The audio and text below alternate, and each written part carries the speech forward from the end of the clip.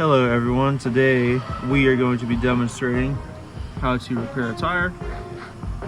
So if you have a screw or something in your tire, first you need to extract it with some needle nose pliers or anything that you can do to help you get it out. Ours just had a straight hole into it. So basically we're using this tire repair kit here. Got some of our plugs, the tool to put the plug in, and then this tool is to open up the hole a little bit more so you can fit that in there. So right now we've already got this in, basically just pushing it in there and just turning it. It's got little rivets on there. You're screwing it in there, and now my friend Kevin here, he is going to be pushing this in and then turning it as we extract this out of there.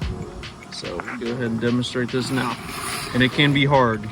So here we go. Loud noise. Oh, not that loud.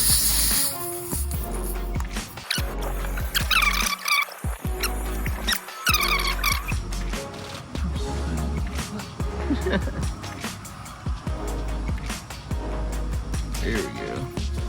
A little bit extra on. There she is. Now guys, when you get here, you're gonna spin it clockwise and pull straight out. And your tire is plugged. Now you're gonna get you some snips or some dikes, what we're using. Snip off the ends.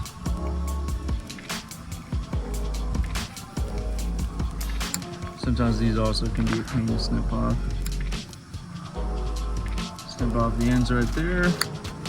You get a rag, wipe off the excess, then you're gonna take your vehicle out for a drive, and the heat is gonna help seal it even more from the vehicle on the road.